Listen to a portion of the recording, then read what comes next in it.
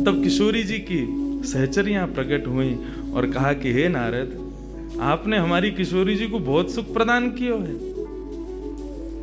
जब कभी भी आपको ऐसा दर्शन करना हो तो हम आपको कुछ स्थान बता रहे हैं। गोवर्धन, श्री यमुना पुलिन और ब्रज कुंज, इन 3 स्थानों पर आप जब कभी भी हमारी किशोरी को स्मरण करके यही कीर्तन को गान करोगे, किशोरी जी को यही स्वरूप आपको दिखेगा। ये हमारा वरदान है आपको, क्योंकि आपने, किशोरी जी कृपामयी तो हैं। लाल जी 10 बार विचार करेंगे कृपा करवे में, किशोरी जी विचार थोड़ी करें, वो तो तुरंत करुणा करें। नारद जी जाओ, जब कभी भी लाडली को दर्शन करना हो यही भाव से कर लियो। नारद जी महाराज के नेत्र सजल है गए, किशोरी जी के चरणन में बारंबार प्रणाम कियो और प्रणतिपात करते हुए वहां से प्रस्थान कर गए। किशोरी जी फिर से नेत्र बंद करके अपने पालना में पड़ गई। कीर्ति जी बोली, बाबा आयो, टोना टोटका करके गयो, तब वो हमारी लाली के नेत्र तो खुले नहीं। कीर्ति जी गोद में लेकर के सुला रही है, नेक नेक थोड़ी सी संकुचित है करके रुदन करना प्रारंभ कियो। सो इतने में वृषभानु जी आए और वृषभानु जी बोले, नेक दियो लाली को। और किशोरी जी को गोद में लेकर के वृषभानु जी बोले, हे कृष्ण मनोहारिणी। जैसे ही बोले तुरंत किशोरी जी के नेत्र फिर से खुल गए, फिर से अपनी किलकारी भर करके कीर्तन में करताल बजाने लगी, आनंद विभोर हो गई। अब तो जैसे ही ये भाव देखो, वृषभानु जी ने कीर्ति को सुनायो, कीर्ति भी वही गा रही है, पूरा बरसानो आकर के श्री कृष्ण कीर्तन करने लगो और बीच में मध्य में बैठ करके किशोरी जी अपनी करताल बजा रही हैं, किलकिल करके हंस रही हैं, इतनी आनंद विभोर रह रही हैं। तब सबन को ये भेद पतो चलो, कहा कि ये श्री कृष्ण की आत्मा है, ये उनसे विलग नहीं है, वे ही आपको सर्वस्व है। निश्चित ही पूर्व में ही ऐसी कथाएं आती हैं कि नंद बाबा वृषभानु जी ने पहले ही कह दी कि भैया हमारे अगर बालक भयो तो हम ब्याह कर देंगे, संबंध बनाएंगे। और आज वही भाव उन सबको वहां दिख रहा था। हे कृष्ण मनोहारिणी, यदि नित्य कोई श्री किशोरी जी का स्मरण करे और जब भी किशोरी जी के दर्शन करे, किशोरी जी के सन्मुख बैठे, इस भाव को कहे, हे कृष्ण मनोहारिणी, हे कृष्ण के मन का हरण करने वाली, या हे कृष्ण जय कृष्ण, कृष्ण ने जिनके मन का हरण किया, दोनों भाव हैं इसके। जो कृष्ण के मन का हरण करे या जिसने कृष्ण के मन का हरण किया है, ऐसी श्री किशोरी जी आज भी प्रसन्न होती हैं इस कीर्तन को सुनकर के। ऐसी हमारी ब्रज की शोभा, ब्रज की भूपा, ब्रज की अधिष्ठात्री, ब्रज की रानी श्री किशोरी जी को या प्रकार से प्रादुर्भाव है, या प्रकार से श्री किशोरी जी या धराधाम पर पधारी। हमारे जैसे वृंदावन में राधे राधे को भाव है, बिहारी जी के सामने भी जय जय श्री राधे के हैं, सबके हैं। ऐसी जब भी किशोरी जी के सामने जाओ तो कृष्ण नाम को उच्चारण करो। अपोजिट चलें सब जगह। राम जी के सामने जाओ, हनुमान जी के भाव को, हनुमान जी के सामने जाओ, राम जी को कीर्तन करो। कन्हैया के सामने जाओ, किशोरी जी को कीर्तन करो। किशोरी जी के सामने जाओ, श्री ठाकुर जी को कीर्तन करो। हनुमान जी को हनुमान चालीसा सुनाओगे तो हनुमान जी प्रसन्न नहीं होंगे, राम जी को सुनाओ। और राम जी के सन्मुख जब हनुमान जी के सन्मुख जब जाओ तब राम जी को कीर्तन करो। ऐसे ही जब ठाकुर जी के सन्मुख जाओ तब किशोरी जी को भाव रखो, और किशोरी जी के सन्मुख जाओ तब ठाकुर जी को प्रेम भाव रखो।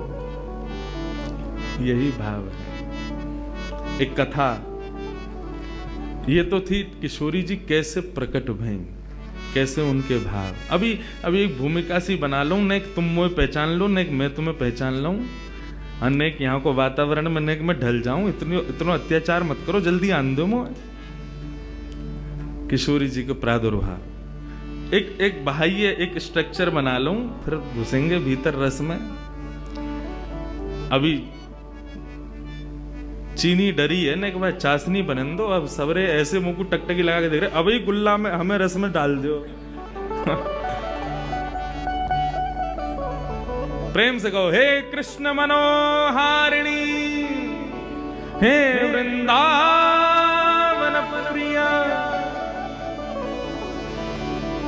जय कृष्ण मनोहारिणी।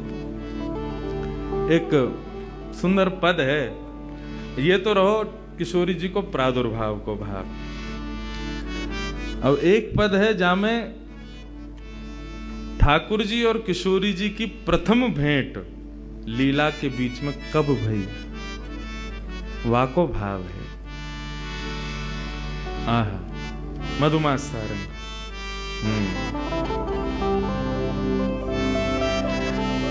श्री सूरदास जी महाराज वर्णन कर रहे हैं किशोरी जी और ठाकुर जी को प्रथम मिलन कैसे भयो।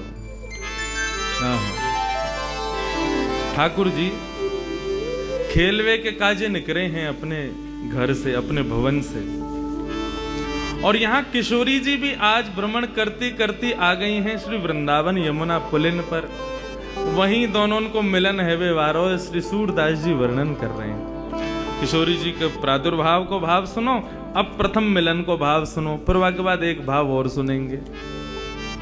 ठाकुर जी और किशोरी जी को प्रथम मिलन कैसे भयो। सूरदास जी को पद है, सब मेरे पीछे पीछे गई हूं। खेलत हरि निक से ब्रज खोरी, खेलत हरि निक से ब्रज खोरी, खेलत हरि निकले ब्रज खोरी, खेलत हरि निक से ब्रज खोरी, खेलत हरि निक से ब्रज खोरी, खेलत हरि निक से ब्रज खोरी। देखो मेरा साथ तो देना पड़ेगा, आप पीछे पीछे गाना पड़ेगा। भले ही राग में मत गाओ लेकिन अनुराग में गाओ, क्योंकि जब आप सब एक साथ एक नाद ब्रह्म को प्रकट करोगे तो निश्चित ही यहाँ पर फिर ये सब दृश्य नहीं दिखेगा। सच में ऐसा लगेगा ठाकुर जी जा रहे हैं खेलवे के काजे। ये अष्ट सखाओं के पद, ब्रज के भक्तन के पद, ये साधारण नहीं है। इनमें आज भी सामर्थ्य किशोरी जी को आपके सामने प्रकट करने की, ठाकुर जी को आपके सामने नृत्य करावे की, लेकिन अनुराग से गाओ, भाव से गाओ। खेलत हरि निक से ब्रज खोरी, खेलत हरि निक से ब्रज खोरी, कटि कछनी पीतांबर बांधे, कट काछनी पीतांबर बांधे, कट काछनी पीतांबर बांधे, कट काछनी पीतांबर बांधे, हाथ लये भोरा चक डोरी, हाथ लये भोरा चक डोरी, खेलत हरि निक से ब्रज खोरी, खेलत हरि निक से ब्रज खोरी, खेलत हरि निक से ब्रज खोरी, खेलत हरि निक से खोरी।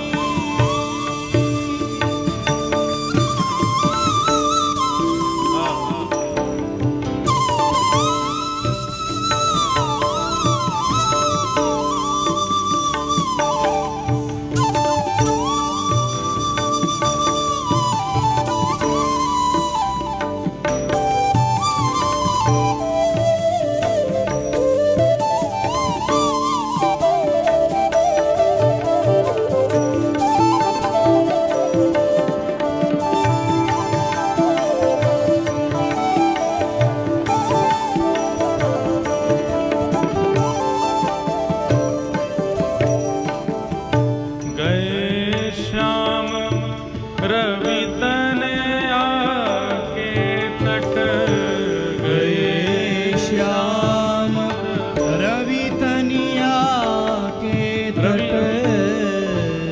तनया कौन है?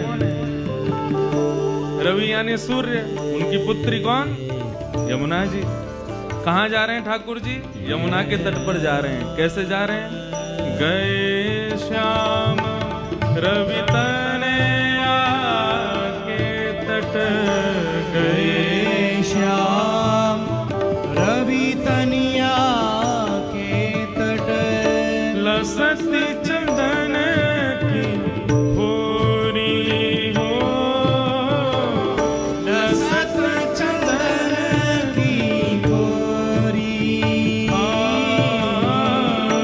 अंग लसत चंदन की खोरी, अंग लसत चंदन की खोरी, खेलत निक से ब्रज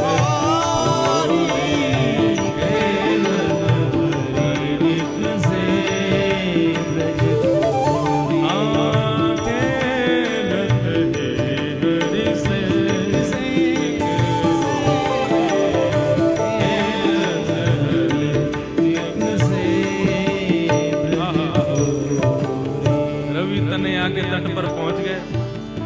जैसे ही यमुना जी के तट पर पहुंचे श्याम सुंदर, इतने में ही उन्होंने एक सुकुमारी को देखा और सुकुमारी को देख करके कहा, भयो औचक ही देखी तहरा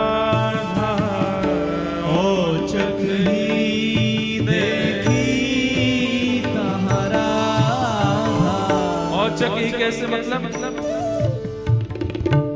ऐसे देख रहा हूं, अरे ये कौन है? दूर से नन्हे से कन्हैया, नन्ही सी किशोरी जी। औचक ही देखी तहाँ श्याम, औचक ही देखी कैसी है? श्यामा, नयन विशाल चंदन की रोरी, नयन विशाल चंदन की, और नील वसन परिया कट पहरे, नील वसन परिया कटी पहरे, गौरांग की किशोरी जी ने कैसे वस्त्र पहने हैं?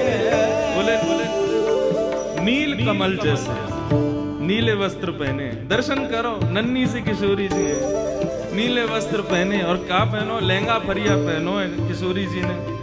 और बैनी पीठ रुलत झकझोरी, बैनी पीठ रुलत झकझोरी, बैनी पीठ रुलत झकझोरी, खेलत हरिनिक से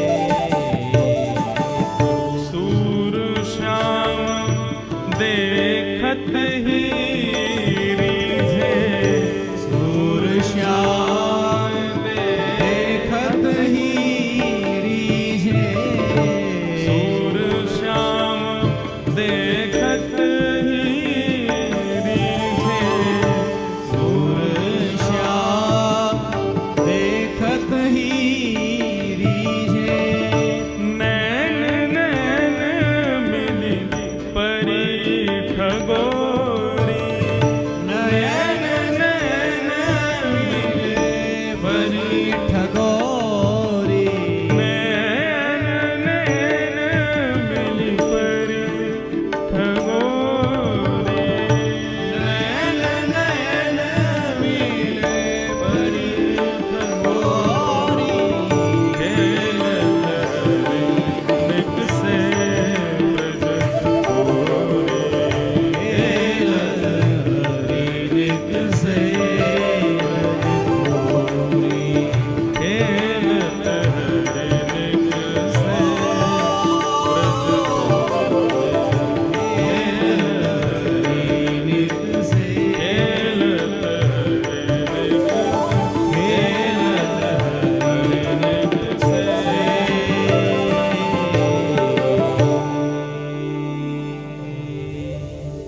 ठाकुर जी निकले आज खेलवे के काजे। और कैसे जा रहे हैं? सुंदर चंदन की बिंदी अपने पूरे अंग पे लगा रखी है, कटिकाचनी पहन करके हाथ में गेंद आदि रस्सी आदि लेकर के ठाकुर जी पहुंच गए नन्हे से कन्हैया। जैसे ही यमुना जी के तट पे पहुंचे तो यमुना के तट पे तो ऊपर से झांक करके देखने लगे कौन है। और जैसे ही वृषभानु नंदिनी ने अपने सुंदर सुकुमार नेत्रन से श्याम जी को निहारो है। आहा, शूर श्याम देखत ही रीझे, देखते ही रिझ गए। अरे नेक्सी सी छुरी कौन की है? नेक्सी सी लाली, खुद भी नेक्से सही है। कई बार छोटे छोटे बच्चों से पूछो, उसके सामने दूसरा छोटा बच्चा उससे 6-7 महीने छोटा, उससे पूछो ये कौन है? छोटा बेबी है। वो खुद भी छोटा बेबी है लेकिन वो दूसरे को भी छोटा बेबी बोलता है। ऐसे ही ठाकुर जी, अरे इतनी सुंदर सी इतनी छोटी सी कौन की लाली आ गई यहाँ पे? कैसी सुंदर है, बिल्कुल बड़े बड़े नेत्र हैं, यहाँ के रोरी को सो चंदन लगा रखो है, गौर वर्ण है। और गौर ड्रेसिंग सेंस कितना बढ़िया है, गौर वर्ण पे नीले कपड़ा पहन के आई है। ऐसी सुंदर सुकुमारी अकेली कौन की छोरी है, कहां ते आई है? सब मन में भाव प्रकट हो रहे थे। इतने में ही सूरदास जी ने एक और पद गा दिया। आहा, सूरदास जी पूछ रहे हैं एक और पद गाओ। बूझत श्याम कौन तू गोरी, बूझत श्याम कौन तू गोरी, बूझत श्याम कौन तू गोरी, बूझत श्याम कौन तू गोरी, बूझत श्याम कौन तू गोरी। बूझत श्याम कौन देखो, तू गोरी। हम भागवत कथा के अभ्यासी वक्ता है ना, वहां इतने पद गा नहीं सकते। वहां तो एक आध पद गा दे दिल में तो बहुत बड़ी बात है, लेकिन 4 दिन मुझको खुली छूट मिली है, और एक के बाद एक पद ही चलेंगे। क्योंकि देखो, किशोरी जी को जानना हो, श्याम सुंदर की ब्रज की लीला में प्रवेश तो इनसे ही मिलेगो, इनके बिना नहीं मिलेगो। जैसे भागवत की कथा में श्लोक बहुत जरूरी हैं, ऐसी किशोरी जी के भाव में तो पद की विशेषता ज्यादा है। इन पदन को श्लोक से कम मत समझियो और चित्रण बनाओ अपने हृदय में। बूझत श्याम कौन तू गोरी, बूझत श्याम कौन तू गोरी, कहाँ रहती काकी है बेटी, कहाँ रहत काकी है बेटी, देखी नहीं कहूँ ब्रज में खोरी, देखी नहीं कहूँ ब्रज खोरी, देखी नहीं कहूँ ब्रज खोरी, देखी नहीं कहूँ ब्रज खोरी, बूझत श्याम कौन तू गोरी। बूझत श्याम कौन तू गोरी। तुम्हारो घर कहाँ है? कौन की लाली हो तुम छोटी सी? तुम्हारे बाबा कौन है? कहाँ तुम्हारो घर है? मैंने कभी तुमको पहले तो देखो ना यहाँ ब्रजमंडल में, कहाँ ते आई हो? ने अपना परिचय तो दो। किशोरी जी बोली हम अपना परिचय दें? बोले हाँ। बोले देखो, ब्रज में आवे को हमारा कोई काम ना है, हम तो यहाँ कभी आवे ना है, हम तो अपनी वृषभानु जी को हमारो घर है, वही में बहुत जगह है, वहीं खेलने, हम तो कभी आमे ना है, और हमें तो डर और लगे यहाँ आवे में। ठाकुर जी बोले क्यों, डर क्यों लगे? बोले हमने सुनो एक चोर यहाँ रहे, उस सबन के चित्तन ने चुरा ले वे, माखन ने चुरा ले वे, जन कहा चुराते हो गए। या हमारे बरसाने में तो साफ कह रखी है कि भाई कोई भी वहां मत जाइयो वृंदावन की ओर, क्यों वहां चोर है, चोरी कर ले। किशोरी जी कह रही हैं, काहे को हम ब्रज तन आवत, काहे को हम ब्रज में आवत, खेलत रही अपनी पोरी, खेलत रहते अपनी पोरी, खेलत रहते अपनी पोरी।